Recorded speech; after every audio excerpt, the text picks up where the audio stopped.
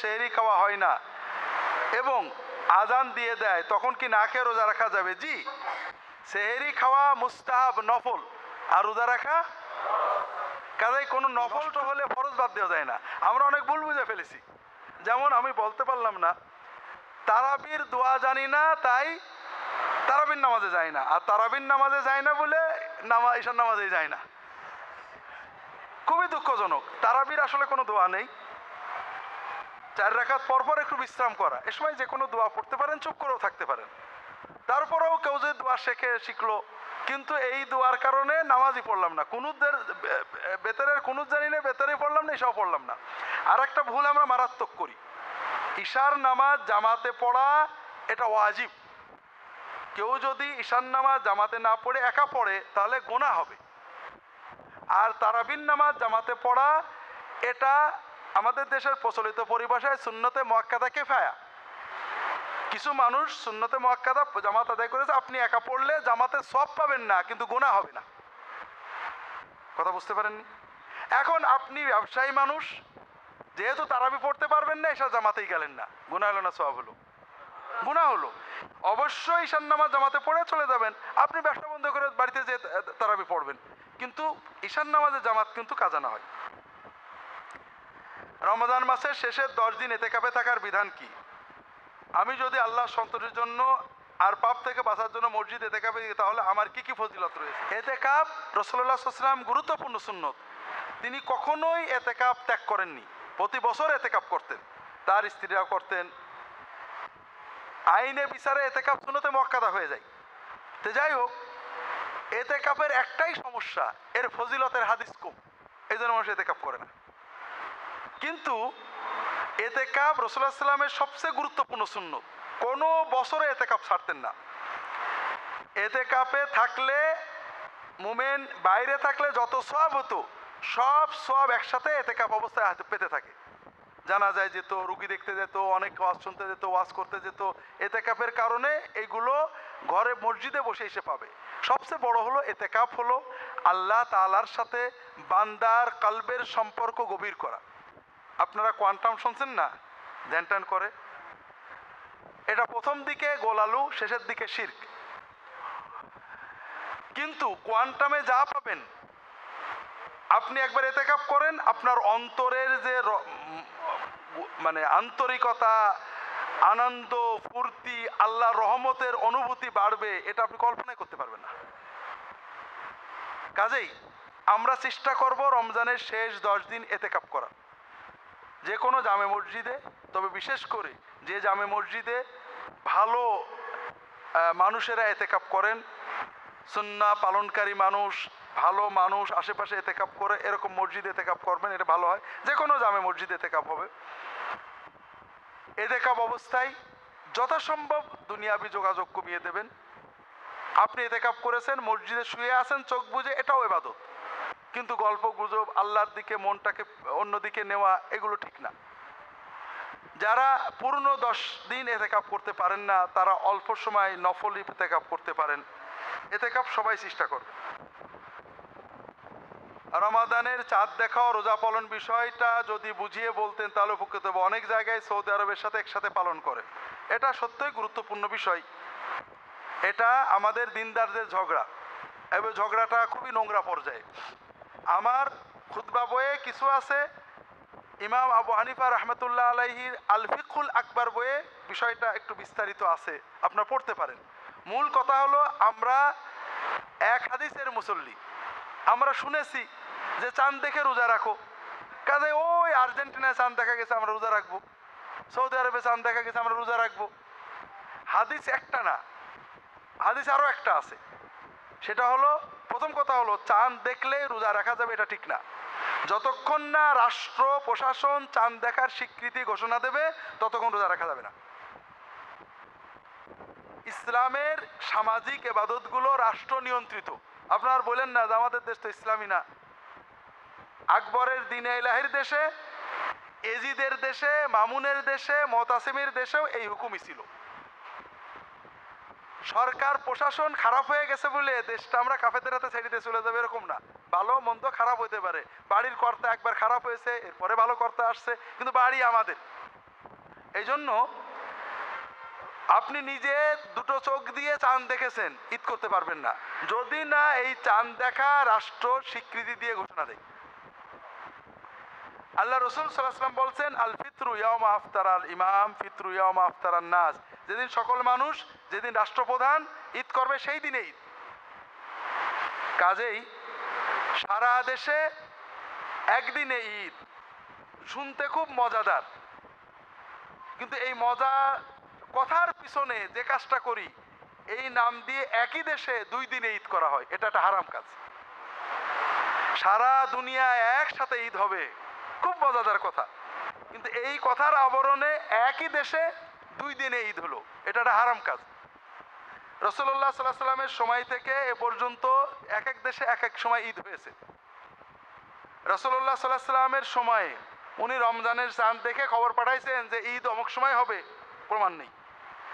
কুরবানির চাঁদ দেখে খবর পাঠিয়ে দিয়েছেন যে অমুক দিনে ঈদ হবে, প্রমাণ নেই। সাহাবীদের সময় সিরিয়ায় একদিনে ঈদ হয়েছে, মদিনায় একদিনে ঈদ হয়েছে, সহিহ হাদিসে আসছে। এবং আব্দুল্লাহ ইবনে আব্বাস বলছেন, হা কাজা আমারানা রাসূলুল্লাহ এটাই বলেছেন আমাদের। এবং এই কাজের দ্বারা কোনো ক্ষতি হয়েছে, শবে বরাত মিস হয়ে গেছে, আহা মুসলমানদের ভিতরে এক এক দিন এক এক ঈদ হওয়াতে আমাদের ঈমান আমল নষ্ট হয়ে গেল, কাজে আগামী বছর থেকে যেন না হয় এই জন্য আমরা চেষ্টা করবো, সাহাবীর এটা বোঝেননি। আমাদের সমাজে একটা কথা আমরা ছোটবেলায় পড়তাম, কার্ল মার্কসের চেয়েও কঠিন মার্ক্সবাদী, মাও সেতুং এর চেয়েও কঠিন মাওবাদী। এটা কি হওয়া যায়? হওয়া যায় নাকি? সাহাবীদের চেয়েও বেশি ইমানদার হওয়া যায়? তো যেটা সাহাবীরা মেনে নিয়েছেন, কষ্ট পাননি, আপনার মানতে কষ্ট, আপনার ইমান সাহাবীদের চেয়ে বেশি বুঝি না। এই জন্য বলা হয় মা ওয়াসিআহুম ইয়াসাউনা, তারা যেটা মেনে নিয়েছেন আমরা সেটা মানতে বাধ্য। এই জন্য দেশে প্রশাসনিকভাবে যেদিনে ঈদের ঘোষণা দেওয়া হবে, রোজার ঘোষণা দিয়ে ওই দিনে করবেন। এতে যদি সরকার ভুল করে গুনাহ সরকার হবে, আমাদের নামাজ রোজার কোনো ক্ষতি হবে না। এটা তাবেঈনদের যুগ থেকে বিভিন্ন বক্তব্য আছে, আপনি আমার আল ফিকহুল আকবরের অনুবাদ যেটা করছি ওটা পড়লে কিছু পাবেন। ফিতরা যদি টাকার হিসাবে দেওয়া হয় সেটা কি বৈধ হবে? ফিতরা খাদ্যের হিসেবেই হবে, অর্থাৎ ফিতরার বিষয়টা জটিল, আমরা ফাঁকি দেওয়া পছন্দ করি, আমরা গম দিয়ে ফিতরা দিই, ঠিক না? আছে ফিতরা 5টা খাদ্য আছে, পনির, জব, কিশমিশ, খেজুর, গম। পনির, জব, কিশমিশ, খেজুর এই 4টে হলে দিতে হবে 1 সা, 3 কেজি 300 গ্রাম। আর গম হলে অর্ধ সা, হাদিসে আসছে। তো আমরা গম কেন দিই? গম হাদিসে অর্ধ সা কেন? গমের দাম বেশি ছিল, গম মানুষের প্রিয় খাদ্য ছিল, জব খাইতে খাইতে মানুষ একেবারে হয়ে যেত, গম পাইলে খুশি হইতো, এই জন্য গম অর্ধ সা দিলে হবে, হাদিস আসছে। কিন্তু আমরা গম কেন দিই, আটা কেন দিই, ময়দা কেন দিই? আমাদের দেশে ময়দার দাম খুব বেশি, গরিবেরা খেতে পারে না 12 মাস ময়দা, এই জন্য রোজার সময় দিয়ে দিই নাকি? বিষয় হলো ভাইরা, সাহাবায়ে কেরাম রাদিয়াল্লাহু তাআলা আনহুম তারা খেজুর দিয়া পছন্দ করতেন, কাজেই 3 কেজি 300 গ্রাম খেজুর দেওয়ার চেষ্টা করবেন। যারা না পারবেন, একান্ত অসচ্ছল পরিবার, তারা যদি আটা ময়দার দামে দেন, আশা করা যায় হয়ে যেতে পারে। দ্বিতীয় হলো খাদ্যর কথাই হাদিসে আসছে, খাদ্যর টাকা দিলে হবে, এটা হাদিসে এইভাবে নেই, ফুকাহারা মতভেদ করেছেন। কুফার ফকিরা আবু হানিফা, সুফিয়ান সাউরি রাহিমাহুল্লাহ অনেকে বলেছেন টাকা দিলে হবে। তাদের যুক্তি, জাকাতেও যেমন বলা হয়েছে ফসলের জাকাতে 20 কেজিতে 20 মনে 1 মন দিতে হবে বা 2 মন দিতে হবে, কিন্তু কেউ যদি ফসল না দিয়ে টাকা দেয় হয়ে যাবে, কাজেই ফিতরাতে কেন হবে না?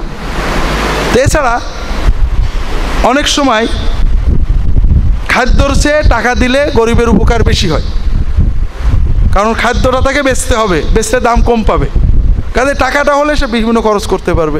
অনেক সময় খাদ্যতেই উপকার বেশি, আপনি যদি সেমাই, চিনি, খাদ্য কিনে দেন ও বেচতে পারবে না, আর যদি টাকা দেন ও খরচ করে পারবে, বাচ্চাদের সেমাই কিনে দেবে না, এরকম হতে পারে। ফিতরা যদি ঈদের কয়েকদিন পূর্বে দেওয়া যায় সমস্যা হয় কিনা? ঈদের নামাজের আগে দিতে হবে, পূর্বে দেওয়াটা জায়েজ হবে ইনশাআল্লাহ। সাহাবীরা আগেও দিতেন বলে রেওয়ায়াত। আমরা বেশিরভাগ মুসলমান রমজান মাসে কোরআন তেলাওয়াতের মাধ্যমে তারাবির নামাজ আদায় করি। কোন তারিখে খতম করলে উত্তম বেশি? 10 রমজান, 15 রমজান, 20 রমজানে খতম আদায় হবে কিনা? বিষয় হলো, রমাদানে কোরআন শোনার জন্যই জামাতে তারাবি মূলত নফল নামাজ, সুন্নাত নফল, যে নামাজ কোনো নফল নামাজে এবাদত, কোনো নফল এবাদতে জামাত নেই, এজন্য এটা একা পড়াই মূলত আইন। আমরা জামাতে কেন পড়ি? কোরআন শোনার জন্য। কারণ সবাই তো, ওমর রাদিয়াল্লাহু বলছেন, সবাই রোজা রাখে কিন্তু সবাই হাফেজ না, কোরআন পড়তে পারে না, বেশি পড়তে পারে না, অল্প পারে। এই জন্য একজন হাফেজকে দিয়ে কোরআনটা শোনা, এটা তারা 1 খতমও করতেন, 2 খতমও করতেন, 3 খতমও করতেন। অন্তত একবার পুরো কোরআন শুনতে পারলে ভালো। আর পুরো কোরআন শুনলে কেউ যদি 10 দিনের শুনে নেয় আলহামদুলিল্লাহ, তবে 10 দিনের পরে কিয়ামুল লাইল মাফ হবে না, ওটা পড়ে যেতে হবে। আপনি সূরা দিয়ে পড়লেও পড়তে হবে। আর 29 তারিখে করতে পারেন, আমাদের দেশে 27 তারিখে করা হয়, এটা 27 তারিখেই করতে হবে। এটা আবার জরুরি মনে করলে সমস্যা। রোজা রেখে সাঁতার কাটলে অসতর্কতার কারণে যদি মুখে দিয়ে পানি প্রবেশ করে তাহলে রোজা হবে কি না? বিষয় হলো, আমি রোজা আছি মনে নেই, খেয়ে ফেলেছেন, রোজা থাকবে। আমি রোজা আছি মনে আছে কিন্তু অনিচ্ছাকৃত ঢুকে গেছে, এটাতে রোজা থাকবে না থাকবে না এটা নিয়ে ফুকাহাদের মতভেদ আছে। এটাতে রোজা ভাঙবে একটা জোরালো মত। কারণ রাসূলুল্লাহ সাল্লাল্লাহু আলাইহি ওয়াসাল্লাম বলেছেন, তোমরা ওযু করার সময় কুলি করবে খুব বেশি বেশি করে, গড়গড়া করে, কিন্তু রোজার সময় করবে না। কেন? কারণ গড়গড়া করলে পানি চলে যাওয়ার ভয় থাকে। আমি রোজা আছি, ইচ্ছা ছিল না, পানি চলে গেছে, না, তুমি চলে যাওয়ার উপকরণটাই পথটাই বন্ধ করবে। তো এই জন্য রোজা আছি মনে আছে, অনিচ্ছাকৃতভাবে যদি কোনো খাদ্য পানীয় পেটে চলে যায় তাহলে রোজা ভাঙবে, এটা একটা জোরালো মত।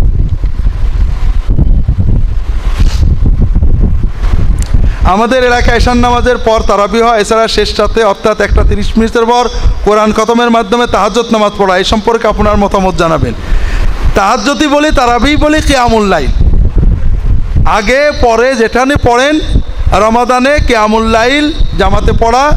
আপনি প্রথমে 10 রাকাত পড়লেন, পরে 10 রাকাত, প্রথমে 20 রাকাত, পরে 20 রাকাত, প্রথমে কিছু পরে কিছু, এটা কিয়ামুল লাইল রমাদানে জামাতে পড়া। এটা আমাদের ফুকাহারাও বলেছেন, হাদিসেও আসছে, তো এটা ভালো। বরং শেষ রাত্রে হযরত ওমর বলতেন, মানুষ প্রথম রাত্রে পড়ে, শেষ রাত্রে পড়লে সওয়াব বেশি হতো। প্রত্যেক আরবি মাসের 1, 13, 14, 15 এবং প্রতি সোম বৃহস্পতি রোজা রাখার অনুমতি আছে কিনা? জি, এগুলো ভালো, সুন্নাহসম্মত রোজা। এই হিসাবে প্রতি মাসে রোজার সংখ্যা হয় 10টা 11টা। এগুলো হলো প্রতি মাসের প্রথমে অথবা শেষে, সারার অথবা মাঝে একটু ইখতিলাফ আছে।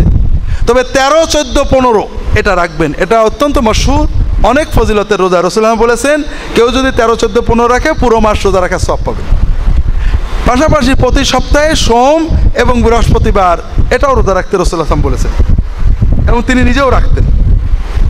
প্রচলিত আছে রমজানে কোরআন খতম দেওয়া, তারাবিতে খতম করা সুন্নত। প্রশ্ন হলো, রাসূলুল্লাহ সাল্লাম কি রমজানে কোরআন খতম দিয়েছেন? হ্যাঁ, রাসূলুল্লাহ সাল্লাম রমজানে জিবরাইলের সাথে পুরো কোরআন খতম করতেন। যে রমজানে ততটুক খতম করতেন। শেষ রমজানে 2 বার খতম করেছেন। আর তারাবিতে কোরআন উনি পুরো পড়তেন, 1 সপ্তাহ 2 সপ্তাহে খতম হয়ে যেত, আর সাহাবায়ে কেরাম খতম করতেন। আমরা জানি প্রতি রমজানে জিবরাইল রাসূলুল্লাহ কোরআন তেলাওয়াত করে শোনাতেন, তার শুনতেন। কতটুকু শুনতেন? যতটুকু ওই রমজান পর্যন্ত আছে ততটুকু শুনতেন, পুরোটাই শুনতেন। যতটুকু ওই রমজান পর্যন্ত ততটুকু শুনতেন। সালাত আরবি, এর মধ্যে দেখে কোরআন তেলাওয়াত করা যাবে কিনা? সালাতে তারাবিও দেখে কোরআন তেলাওয়াত করা রাসূলুল্লাহ সাল্লাল্লাহু আলাইহি ওয়াসাল্লাম তো করতেন। সালাতের ভিতরে দেখে নবীজি তো পড়তেন, সাহাবীরা পড়তেন। এটা আসলে সুন্নতের খেলাফ। 1-2 রেয়ার ঘটনা পাওয়া যায়। একজন তাবেঈ, তার নাম ছিল যাকওয়ান, আয়েশা রাদিয়াল্লাহু তাআলা আনহার খাদেম ছিলেন। আয়েশা রাদিয়াল্লাহু তাআলা মাঝে মাঝে ঘরে জামাতে তারাবি করতেন, ওই জাকওয়ান ইমাম হতো, কোরআন দেখে পড়তো। এটা একজন সাহাবীর ইজতিহাদ। এটা দেখে অনেকে কোনো ফকি বলেছেন এটা জায়েজ আছে। আবার এই জায়েজ বাড়িয়ে আরব দেশে অনেকে এটা রীতি বানাই নিয়েছে, হাফেজ তারপরে দেখে দেখে পড়ে। কারণ ভুলটুল হয় কি না, এটা আসলে ঠিক না। রাসূলুল্লাহ সাল্লাল্লাহু আলাইহি ওয়াসাল্লাম, সাহাবীগণ, তাবেঈনগণ কখনোই আমভাবে কোরআন দেখে নামাজ পড়তেন না। এই জন্য তারাবির ভিতরে বা অন্য কোনো নামাজে, নফল বা ফরজ নামাজে দেখে কোরআন পড়া এটা ঠিক না। হক আদায় হয় না এমন পড়নেওয়ালা হাফেজের পিছনে জামাতে তারাবি না পড়ে ঘরে গিয়ে একা সূরা তারাবি পড়া ভালো কিনা? জি, ঈশান নামাজ জামাতে পড়া জরুরি, কোনো অবস্থায় ছাড়া যাবে না। তারাবির নামাজ জামাতে না পড়লে আপনার গুনাহ হবে না, হয়তো পুরো কোরআন শোনার সওয়াবটা থেকে মাহরুম হয়ে গেলেন, কিন্তু মূল সওয়াব আপনি পেয়ে যাবেন। যদি হাফেজ এমন কোরআন পড়ে যেটাতে মানে খুবই আপত্তিকর, গুনাহ হয়ে যাওয়ার ভয়, আপনি ওই খতমে অংশ নেওয়ার চেয়ে একা মনোযোগ দিয়ে যতটুকু পারেন পড়বেন। তবে তাহাজ্জুদ, কিয়ামুল লাইল, তারাবির সুন্নত নিয়ম দুটো জিনিস, একটা হলো কোরআন তেলাওয়াতটা লম্বা করা, আর একটা রুকু সেজদা লম্বা করা। আপনারা কি বুঝতে পারছেন? তো রুকু সেজদা লম্বা করা আমাদের সহজ, রুকুতে তাসবিহ একটু বেরিয়ে পড়লাম, সেজদায় দু একটা দোয়া করলাম। আর সূরাগুলো যদি বড় সূরা না জানি, ছোট সূরা 4-5টা একসাথে পড়া যাবে, এগুলো পড়ে মনোযোগ দিয়ে পড়বেন, এতে সওয়াব বেশি হবে। আল্লাহু তাআলা আলাম। আল্লাহুম্মা সাল্লি আলা মুহাম্মাদিন নবিয়্যিল উম্মি ওয়া আলা আলিহি ওয়া আসহাবিহি আজমাইন। সুবহানাকা আল্লাহুম্মা ওয়া বিহামদিকা আশহাদু আল্লা ইলাহা ইল্লা আনতা আস্তাগফিরুকা ওয়া আতুবু ইলাইক। আসসালামু আলাইকুম ওয়া রাহমাতুল্লাহ।